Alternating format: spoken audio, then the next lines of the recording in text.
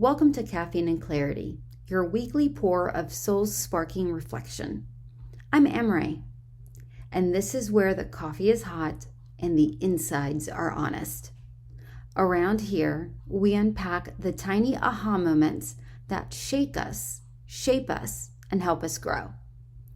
Then we give them space to percolate. So grab your favorite mug, settle in, and let's make sense of the mess, one story at a time. Hey friend, if there's a half-sipped cup of coffee somewhere within arm's reach and your hair is in a situation that could be classified as creative, you're in exactly the right place. Welcome back to Caffeine and Clarity, the corner booth where we sip slow, tell the truth, and make space for tiny, honest epiphanies. Today's story looks small on the outside, just a haircut and a Target run. But on the inside, it's about something bigger, agency. That mysterious, beautiful moment when a kid, a teen, or even a grown woman in your mirror says, I know what I like. And you, Braveheart, practice letting that be true. Breathe in and out. Let's get into it. My daughter and I have been circling the haircut for months. This topic that has just been going around and around and up and down. I was pro snip, she was pro grabby hair forever. We'd have these drive-by debates. Me.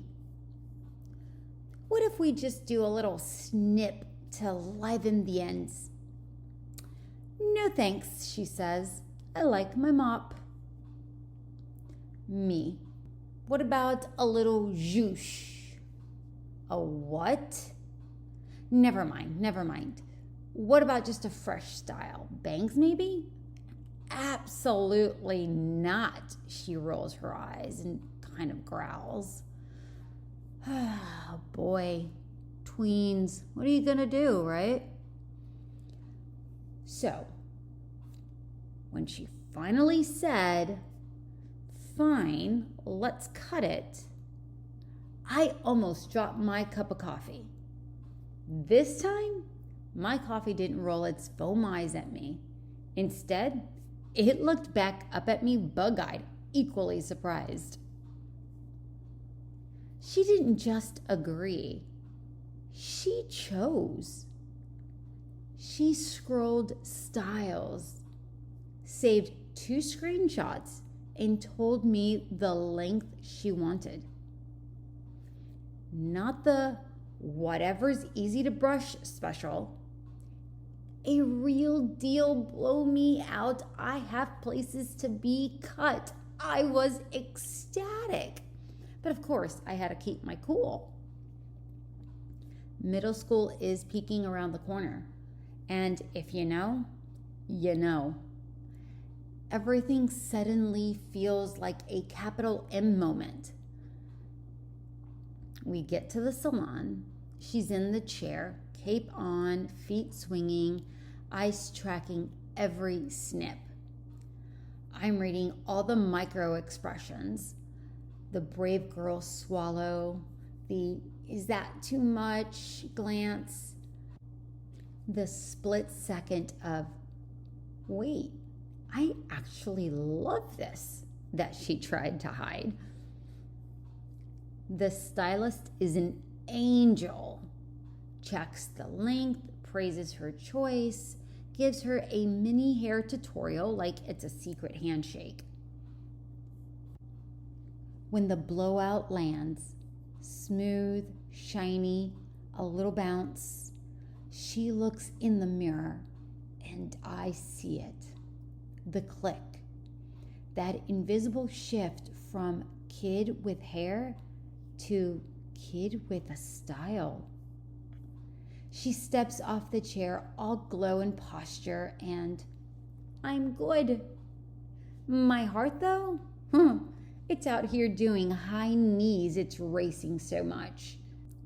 But I kept it cool, like I said. Well, at least I think I did. We had an hour before my medical massage. Quick clarification, a medical massage is not the lavender oil spa flutes in the background kind of a massage. This is the pain is productive version. What I lovingly call my tune-ups. It hurts, it heals, and my nervous system thanks me for it 2 days later. So we wander into a store to kill some time. We're just browsing, and she beelines it to the aisle like a salmon who knows its river. Makeup. Not the pretend set, not the play palette, not the glittery unicorn stuff. Real makeup. Professional brushes, serious eyeshadows, lip glosses that gave me more of a come hither feel than I like for my tween. She's debating each palette, placing each near her skin like a tiny artist. It's casual to her, it seemed. To me, it's a montage of middle school, drugstore nail polish, the first time I overplucked my eyebrows. Never again, by the way. The unkind magazine covers I internalized. The times I thought beauty was a pass or fail exam you took every morning in the mirror. I inhaled. If I bring my whole emotional symphony to this aisle, I'm going to get the world's most epic tween eye roll, and the moment will pack up faster than Angelina Jolie in Gone in 60 Seconds. So I regulate. Shoulders down, jaw unclench. We breathe. I pivot, light and easy. I hope. So I say to her, wanna look up outfit inspo? Like, whose style do you like? She lifts one shoulder, calm as you please, and says, I like my own style. And friend, the universe sent me a marching band through my chest. It wasn't a performance. It wasn't for me. It was a sentence she said to herself out loud, a declaration with lip balm. And in that instant, the whole day reframed. Yes, her hair looked amazing. Yes, makeup is a whole conversation I'm still parenting my way through thoughtfully. But this was the headline. She knows what she likes. She trusts herself enough to say it out loud. And I got to be there, quietly, without steering from the passenger seat. Here's the shift that slid in afterward, somewhere between the serum aisle and me trying not to buy another pair of sunglasses I absolutely do not need. We talk a lot about confidence, but what I witnessed was agency. Confidence is, I can do this. Agency is, I choose this. Agency has 3 pillars I'm trying to nurture for her and honestly for myself. Voice the words to name what you want.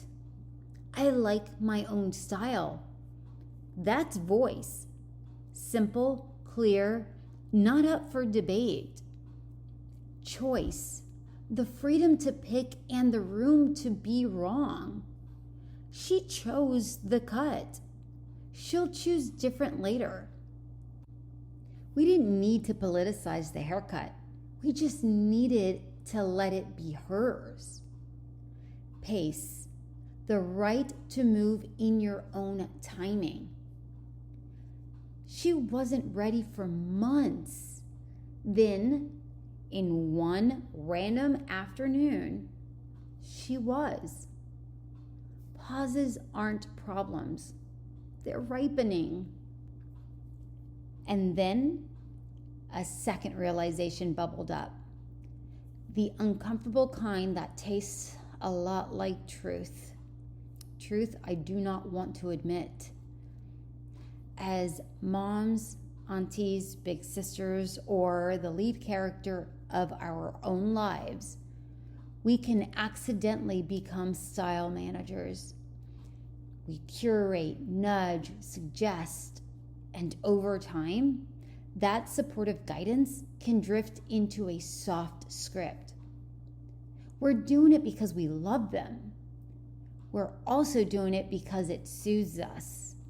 Our anxiety, our desire to protect, the old stories we haven't retired yet.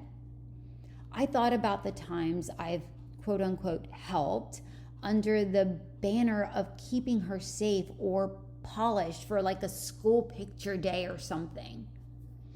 Shoes I thought were better, or the jacket I wanted because it brought out her skin tone. None of those things are wrong in isolation, but stack enough let me fix it moments, and the message can quietly become, I trust your style when it matches mine. Yeah, I had to take a deep breath too so I didn't unravel. The real assignment, if I'm brave enough, is to shift from editor-in-chief to head of logistics.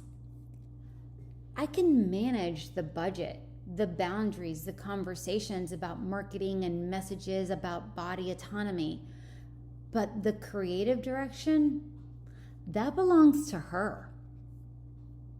Which brings me to us, because not everyone listening is parenting a tween. Maybe you're parenting your inner tween. You know, the girl who learned to shrink at the mall, the one who decided she wasn't a makeup person because one comment in 8th grade stuck like gum under a desk, or the one who only wears back because color felt like asking for attention, and attention once felt unsafe. What if I like my own style is something you needed to hear from you? Here's the wild part. When she said it, I felt something unlock in me. I remember waiting for permission to like my style too. Not just clothes, but choices, preferences, the way I run my home, my calendar, my business, my body. I didn't need a panel of experts to approve. I needed to approve. I remembered that phrase I heard years ago and keep rewriting it for my life. Style is the story you choose to tell on purpose, not the story someone sold you, not the story you inherited by accident, the one you choose. So yes, her sentence was just a sentence. It was also a mirror, and it reflected this invitation. Stop managing how it lands for other people. Start honoring how it feels inside you. Because that glow she had walking out of the salon, we all know that glow. You get it when your outsides line up with your insides, when your choices fit your truth. Hair today, life tomorrow. So here's what I'm taking with me today. The clearest proof that we're doing something right often slips in wearing everyday clothes. Not a milestone photo, not a major award, just a kid in a salon chair whispering a truth you forgot you believed. Remember, your voice is valid, your choices are allowed, and your pace is sacred. I'm glad we got to sip this one together. Thanks for spending a little time with me here on Caffeine and Clarity. If something stirred you today, let it sit. Let it steep. Clarity has a way of rising when we slow down. Until next time, keep sipping, keep feeling, and keep showing up for your own becoming. I'll see you next week.